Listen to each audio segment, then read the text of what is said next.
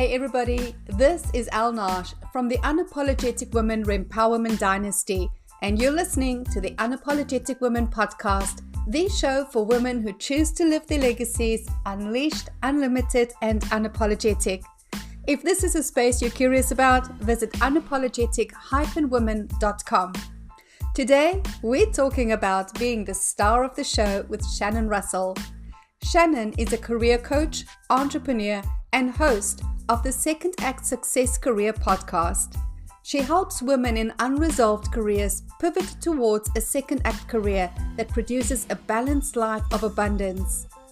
Shannon spent over 16 years as a television producer in New York City and Los Angeles, working for MTV, E!, Yahoo, Pop Sugar, A&E, TLC, VH1, and more.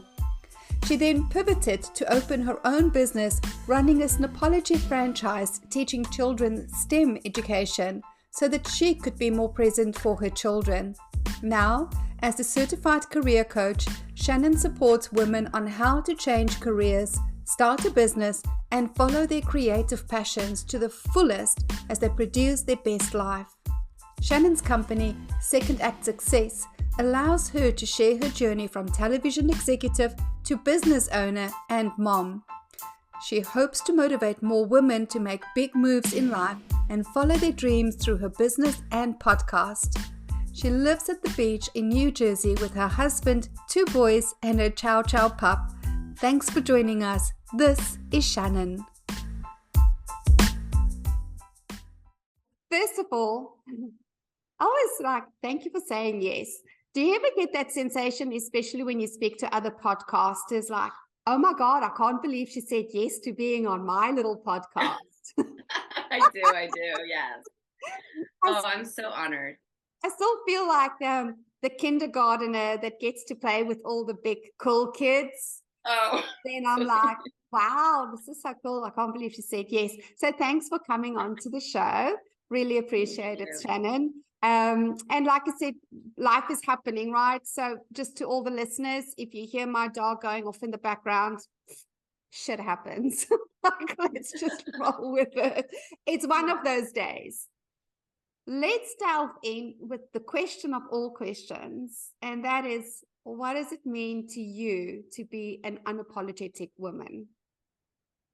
Just decide within myself what it is that I want my life to look like and to go for it, despite what anyone else thinks. What you want your life to look like. Mm-hmm. That's a deep one. Yeah. It's not even about who I am being, but what do I want my entire life to look like? And then go for it. Mm-hmm. As always, sounds so easy, but I know it took you a journey to get there, right? So will you share with us a little bit of what it took for you to get to a point where it's like, no, this is what I want my life to look like without your approval?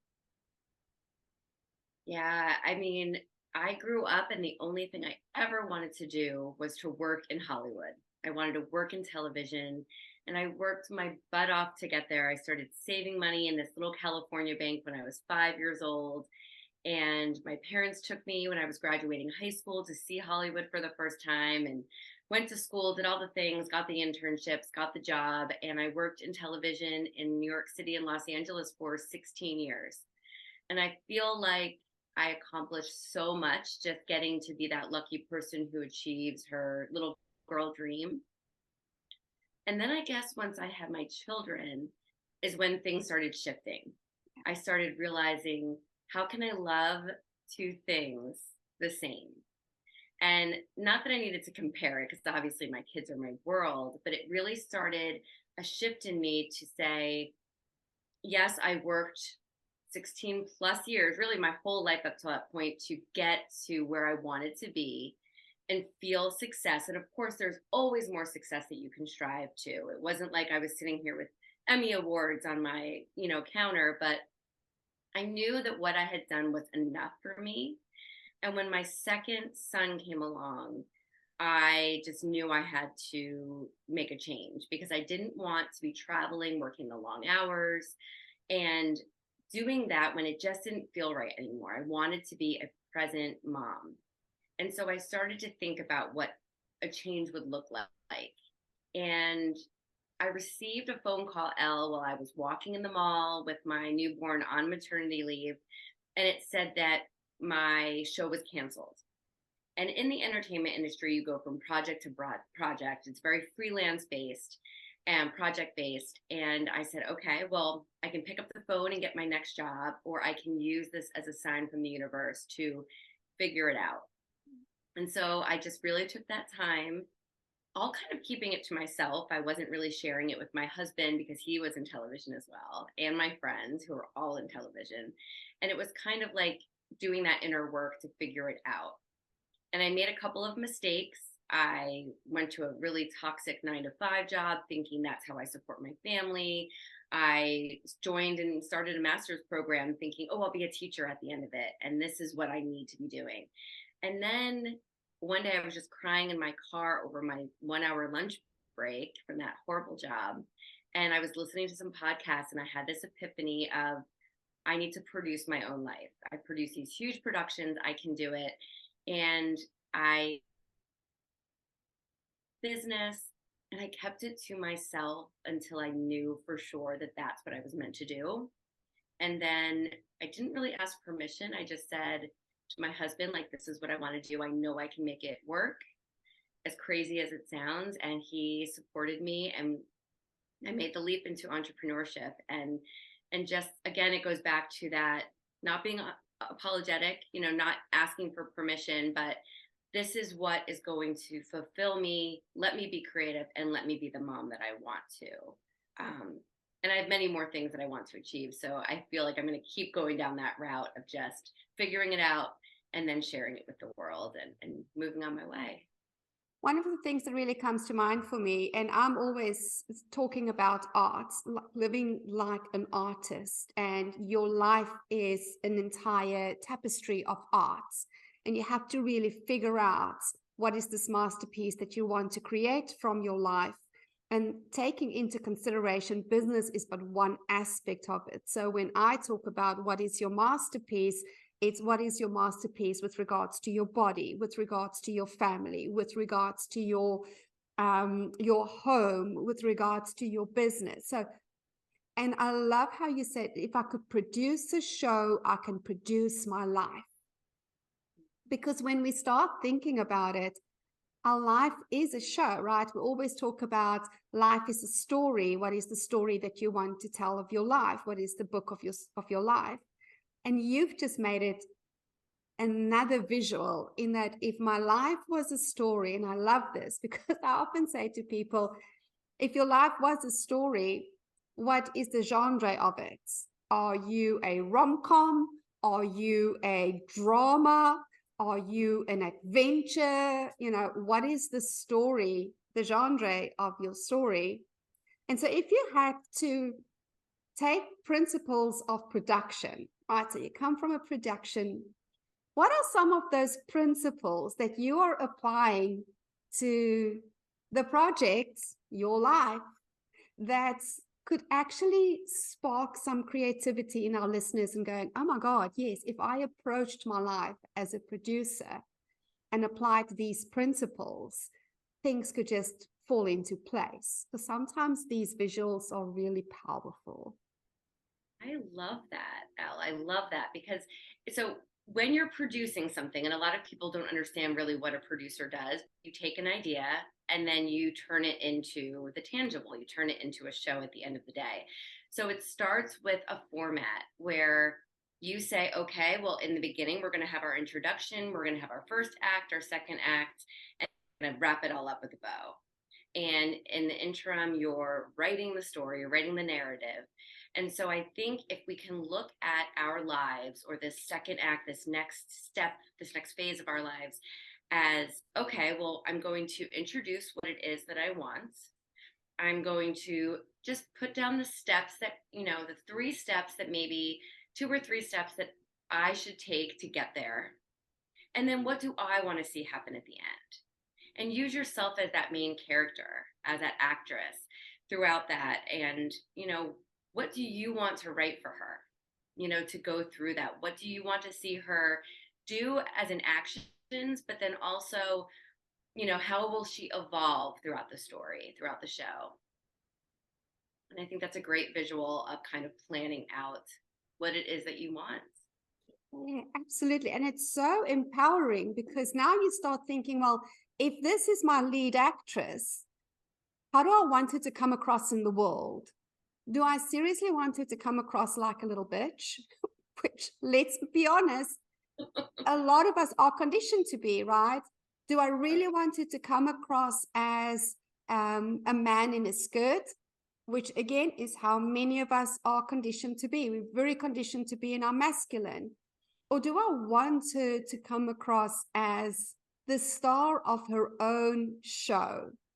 The star of her own show, being really comfortable in her skin, being really comfortable with being in the spotlight, being really comfortable with being the star that allows herself to be treated and supported by the best of the best so that she can give her best performance in this production, right? And I think that so often as women, we don't think of ourselves as the star of the show. We don't think that we deserve to have the best of the best supporting us in order for us to shine. I remember I worked with coaches a few years ago, and they were so frustrated with me because they would constantly be like, why are you not blowing your own horn more? Why do not more people know about you? And I said to them, because I am the power behind the power. I am the choreographer that stands behind the curtain. I don't need the accolades and the applause. I thrive in my clients receiving that. I am there. Nobody even knows that they're working with a voice coach or with an acting coach or with an eating coach, whatever it is, right? As coaches, I don't believe it's our role to be in that spotlight. Our role is to support the people to give the best performances of their lives and be in the spotlight. And so for every woman that's listening today, I want you to start thinking of how would your life change if you actually give yourself permission to be the star of the show and expect the best of the best support so that you can have the best performance of your life. I mean, that is so powerful, Shannon. So powerful. And you're so spot on. We don't allow ourselves to do that because we're taking care of the kids or our partner or our parents. And it's, women in general just always put themselves last, last, last. So if we could turn the tables and turn the script and do that, wow, what a world it would be. What a world. Yeah. I mean, I'm busy reading the book, and the poor listeners are going to get so tired of hearing this because this keeps coming up in the podcast now. But it's called Fast Like a Girl. And in there, she identifies 4 cycles within a month that a woman goes through. It's your power cycle, your manifestation cycle, then another short power cycle, and then there's a nurturance cycle. And the nurturance cycle is actually 10 days. It's a whole third of the month. And I was blown away by that because I thought I was doing really well taking a week a month for myself, stepping away from doing meetings in the business so I can take care of me and the business. And then I thought, but that's not enough. Like, it's not a quarter that's needed. It's a third that is needed. And how different would our lives be if we as women allowed ourselves a third of self-nurturance? And not even, when I say self-nurturance, I'm not saying you have to do everything for yourself to nurture. What I'm saying is you get in the professionals on your team, but you could dedicate a third of every month to nurturing yourself. How much more powerful would our power and manifestation cycles be when we actually allowed that? I like that because we can get so busy. And like you said, it's you and the business, nurturing the business and not having calls and meetings. Because a lot of times we can get so stressed and just feel that anxiety of what we need to do, but yet we're doing all of the meetings that we're not able to focus on it. And I always just crave one day of nothing Yeah.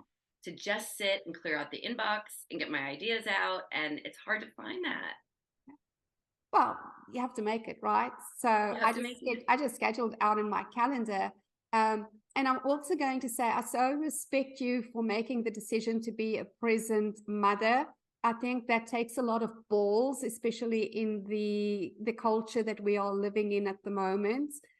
For the most part, I was not a very present mother, and I share that very openly because I was in survival mode. You know, I was coming out of suicidal depression, and I did whatever the hell I needed to do in order for me not to lose my sanity again. And because of the state that my then marriage was in, cycling and becoming an Ironman athlete was an escape from home. And in the process, I wasn't a very present mom. But I will say this, I always took an hour after school that was 100% dedicated to my children. It was an hour booked out of my calendar. And that was my boy time, me and my boys, just connecting and talking and having hot chocolate and biscuits. And so I'm not shaming myself, but it was tough for me to be a present mom. And I also feel there's so much pressure on us still in this, and it's starting to change. But for us as women to be the strong, independent, driven boss babe, freaking culture. And now I'm 50 and my kids are all grown, and I feel like I'm only starting business now. Like I've had business for 20 years, but now I'm empire ready, because the kids are grown. And I almost want to give women more permission who have kids to go, man, you have no idea how fast it goes. Like when you're in it, it's like, oh my God, really? I can't believe my baby is 21. Like my youngest is 21. And I go, where did 21 years go? Where did it go? So applause to you for choosing to be a present mom. How are you creating that for yourself with being new in entrepreneurship as well? Well, I'm lucky that now my boys are 8 and 11. So they're a little bit more like they can do their homework on their own. They can take a shower at night alone, things like that. But I have my first business I ventured into is now 7 years in, and my team kind of handles the day to day with that. So I have that kind of where I'm a little hands off.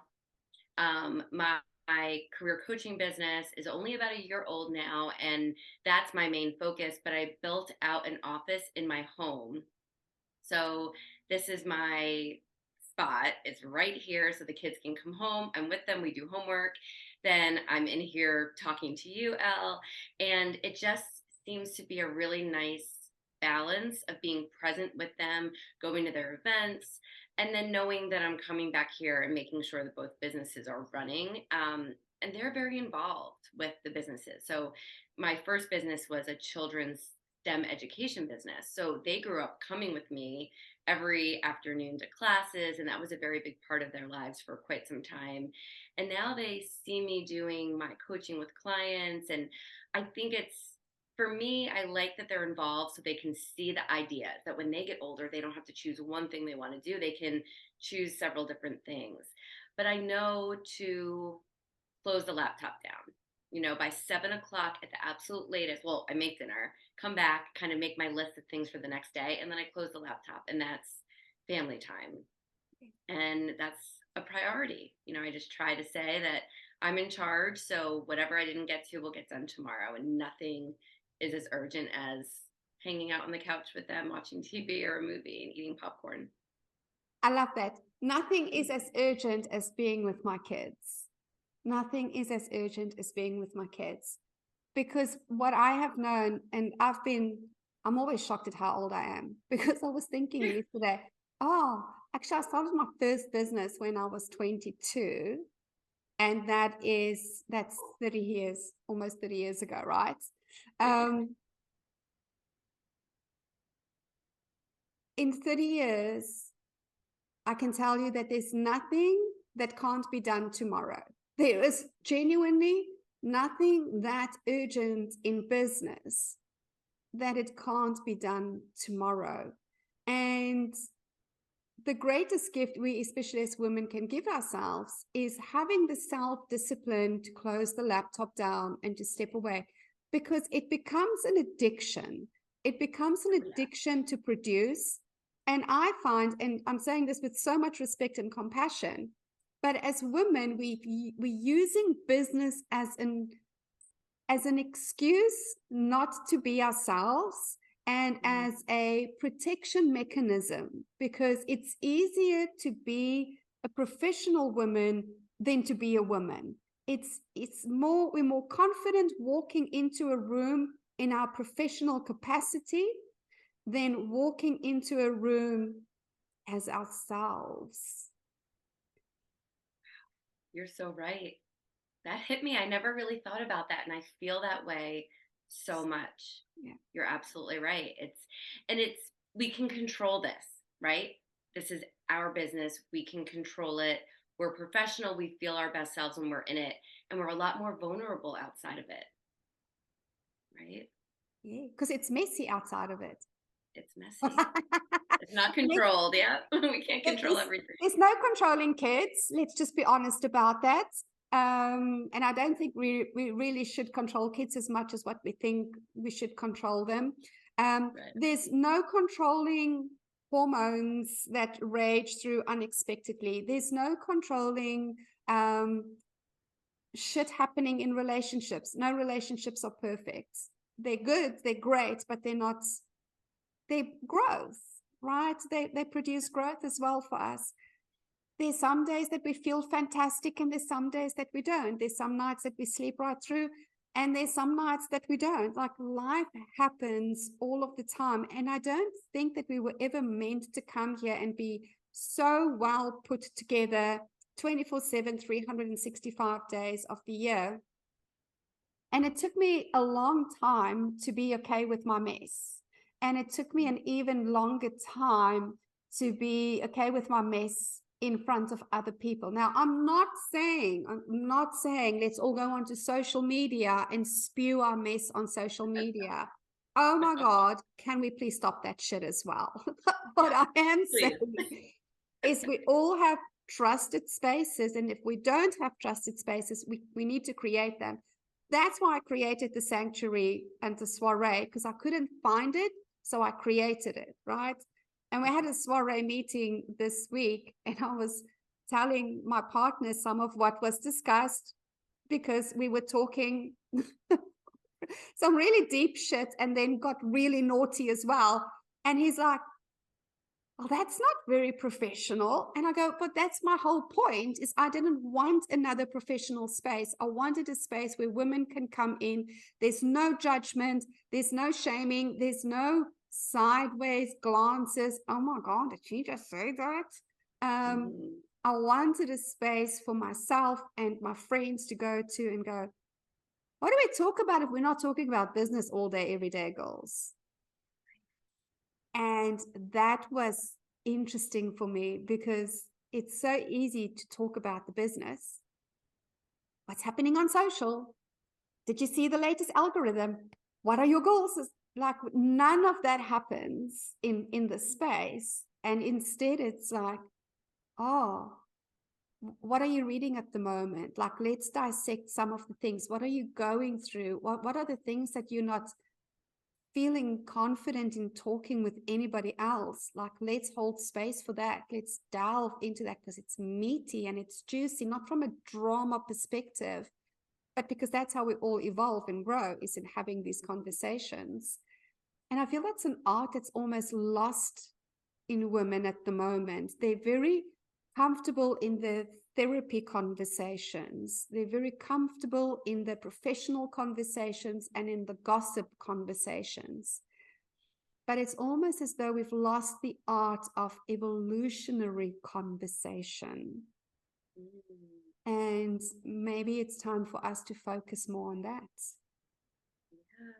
And then you don't feel as alone. You really are feeling connected, and you're forcing yourself to have those conversations when we live in work all day, or we live with the kids, or we live with the partner issues, whatever it might be, and to have that space to talk about you and me and what we are outside of all of that, right? Yeah. Our true identity.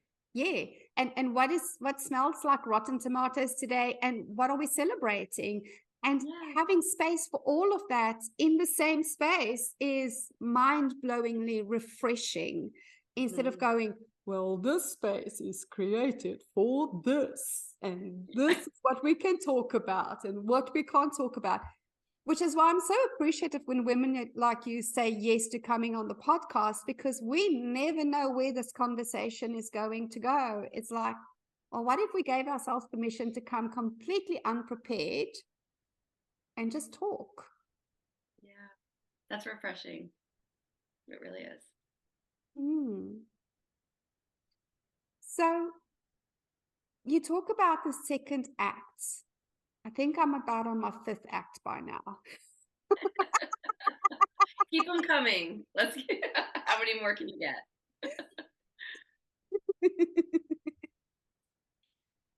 Why do you see it as a second act of life?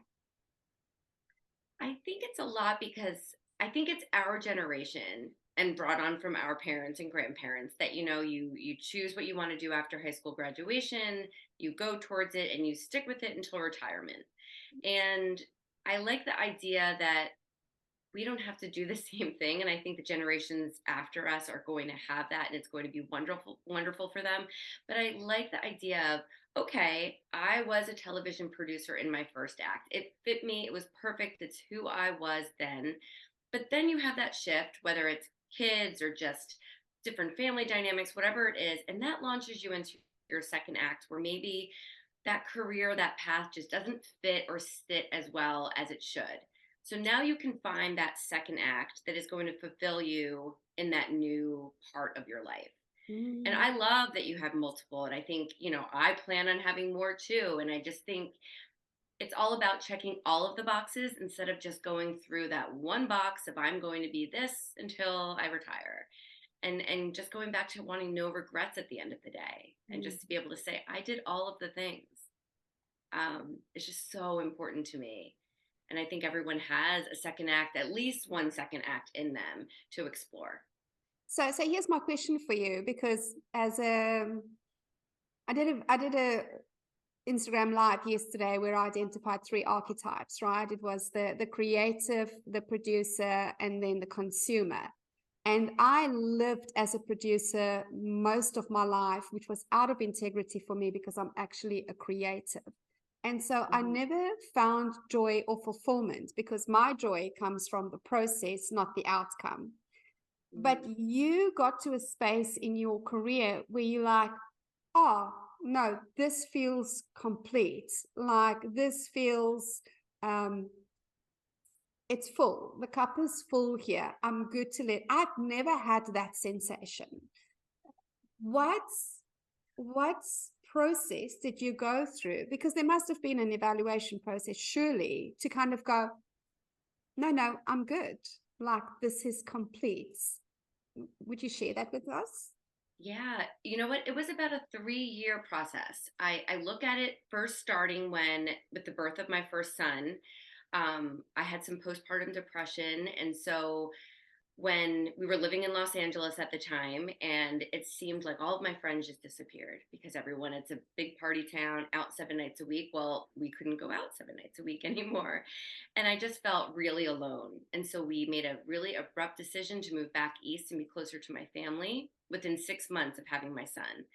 And I kept going. I was working in Manhattan again, and nothing just seemed exciting. I would take the job and go on it, do the shoots, meet the celebrities, whatever. And it wasn't until my second son that I remember I was going to meet this one celebrity that I adored. And I was so excited for the shoot. But I knew that I had to take the subway to the bus and commute almost 2 hours back to pick up my oldest from daycare. And I was running through the subway, Times Square subway station in my heels. And I said, nope, I'm not going to turn around and go back to that shoot. My team can handle it. And I'm going to go get my son. And I think in that moment, I realized the excitement of celebrity and all of that excitement. And, oh, I think I'm cool because I'm producing this. It didn't matter to me anymore. And that was the moment. I think that was 3 years since I had my first. They're exactly 3 years apart. And I think it was growing all that while, all those years. And then finally, I just realized, and I can remember that day, I can tell you what I was wearing. And I just remember thinking, I don't need to meet her. I need to go get my son. And that was where I realized it was tied up, as you said, and nothing else aside from Oprah. I would go back to TV in a second for Oprah, I always say. But other than that, there's nothing else that I felt like I wanted to do. I felt like so yeah, I guess that is a very unique feeling for some people, but for me it was very clear at that time. Yeah. And it was, again, it wasn't that I didn't enjoy it. It was just that I felt like I did everything I needed to do. I have stories to tell for years and years and years. Yes. And that was good enough for me. I never expected to be a mom. I never planned on being a mom. And it's interesting the influence that our children can have on us. You know, I was a very driven, ambitious woman. And I found myself in recruitment at one stage and had an insane commute as well. And so I had an agreement with my manager that I would come in earlier in the morning, not take lunch, and then literally leave 15 minutes early to miss rush hour traffic, which put on an extra 90 minutes on my traveling time. And it was going so well. And then the big boss came in and he said, no, no, no, no, no. You will stay until 5 p.m. And I said to him, well, this was the arrangement. I don't take lunch. I'm in an hour before everybody else. But if you are asking me to stay 15 minutes later, I only get to pick my kids up at 7 o'clock at night, and I'm not okay with that. And he goes, no, no, no, this is corporate. This is how it works. And that weekend, I read a book, and I, for the life of me, cannot remember what the book was. But it turned out that this mother wrote a letter, but she had died, but you didn't know she had died until the really end of the book. And in the letter, she wrote, there's two types of balls that we have in life. The one is a rubber ball and the other is a glass ball. Your rubber balls, you can juggle. And if you drop them, they will just bounce. And sometimes they will roll and they can lie in the corner. And at any given time, you can pick up your rubber ball and you can continue juggling it or not. And then you have your glass balls. And these are your main relationships and your health. And if you drop a glass ball, it will either shatter and be completely destroyed, or it will be cracked. So even if you pick it up, it will never be the same. There will always be a crack in it. And that hits me right in the solar plexus. And I went in on the Monday and I resigned. And I said, you are a rubber ball. My boys are a glass ball. And I'm not prepared to risk dropping that ball. And that changed my life. And that's when I started my recruitment company. That was meant to be. The fact that you read that book that particular weekend. Isn't life beautiful how it always gives us? But here's the thing that I want people to hear as well. You have to pay attention. Like, I don't believe anything happens haphazardly. I believe everything happens for a reason, and everything comes to us for a reason, and it's for us. It's for our joy, evolution, growth, happiness, thrive. But we have to pay attention and stop going, oh, it was just a book. It was just a storybook, for God's sakes, Elle. How do you make life-altering decisions based on a storybook? but it hit me. And I think that's the thing about motherhood is it taught me how to feel.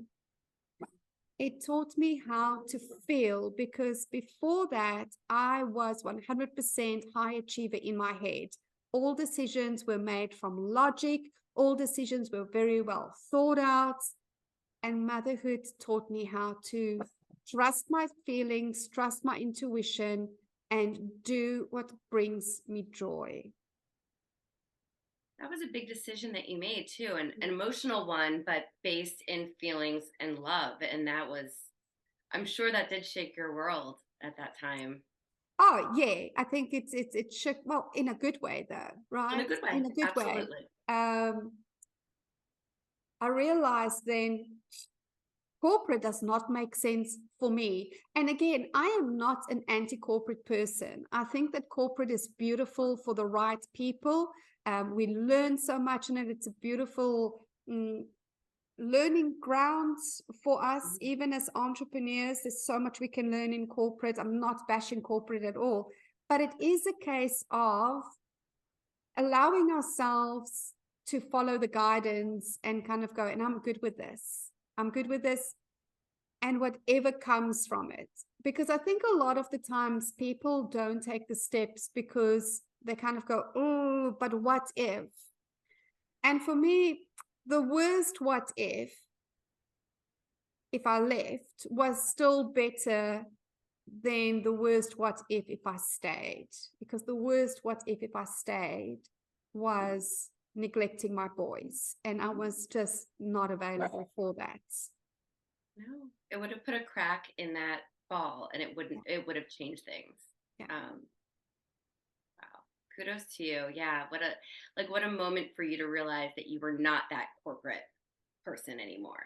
You know, that's the shift that led you to everything else that you've created. So Yeah. And what a fantastic time that we are living in, that we do have new opportunities as entrepreneurs, especially as women. I'm kind of wondering if women are evolving the entrepreneurial world because of our desire to be more present with our children, because of our desire to be more creative and more in control of our time, more in control of our creativity, more in control of our energy and what we invested in. I think so. And I think we really learned through the pandemic that things are possible that we may not have thought were possible beforehand, and that we can take the reins ourselves and really build that through. And I think I know a lot of my friends and a lot of clients are doing that. They're saying that, okay, family comes first, or my happiness and my mental health comes first. So they are paving their way, building whatever that is that's going to serve them, rather than just waiting until the kids leave for school or waiting till that perfect time. And there's not a perfect time ever. So, I mean, there's scary things right now. I'm trying to sell my franchise business so that I can focus on this second business full time. And that is very scary for me to be doing. But there's just something inside of me that says I can serve more people with my second business. And I've already grown that one, and I'm ready for that next challenge. Yes. So I'm going through this scary thing, and it's scary looking at financials, but I've got that confidence that, like, I can make this work for my boys, for my husband, for my family, and for me. And, you know, it's sometimes we just need that challenge to get us going. And I think more and more women are up for it these days. Absolutely. What do you take an unapologetic stance for in life? To, again, just to go after the silliest, craziest goal that you might have, and know that if you start on it today, you'll get it finished one day. Maybe not tomorrow, but maybe down the road. So unapologetically, it can be so silly. I want to write a young adult novel. I love, like, thrillers and, you know, stories about high schoolers and college kids, and kind of, like, it's such a weird genre, but I love it. And so I try to dabble in writing that, and I'm not going to apologize for it. It's just something that's fun for me. And one day I'll have a published book in that genre. Doesn't have to be tomorrow, but it'll be one day. And I don't have to tell anybody about it, but it's something that is on my heart, has always been, and I'm slowly working towards it. So unapologetically. Unapologetically crazy. I love Yeah. it. I love it. Crazy is good, Elle. You're Oh, crazy. I'm crazy. It's a good thing. it is. It makes us the weird ones, and that's what makes us the creatives. And I wouldn't have it any other way.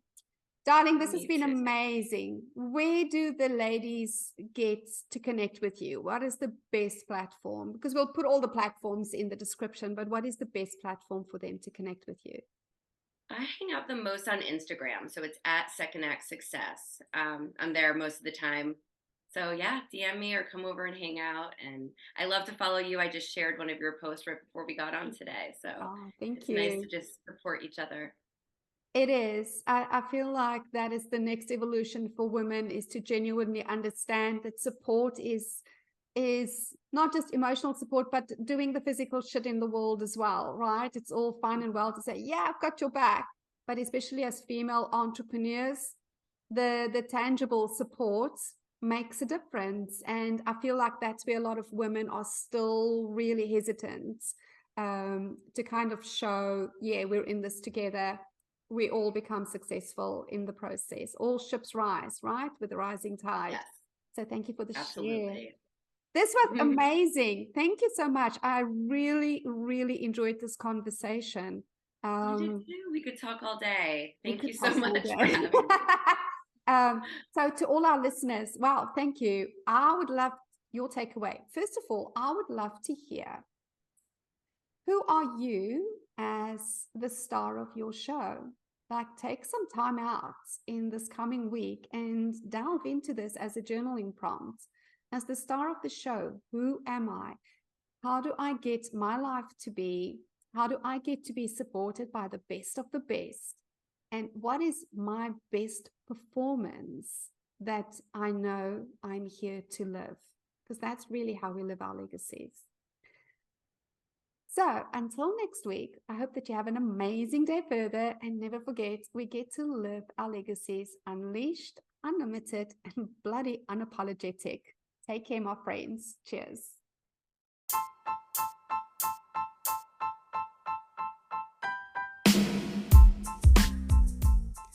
Thanks for listening. If you enjoyed this episode and you'd like to help support the podcast, please share it with others, post about it on social media, or leave a rating and review. To catch all the latest from me, you can follow me on Instagram at The Unapologetic Woman and on LinkedIn at Elle Nagy. And if you're interested in experiencing the Unapologetic Woman Friendwork Soiree, book in for our next open meeting at unapologetic-women.as.me/unapologetic. Thanks again, and I'll see you next week.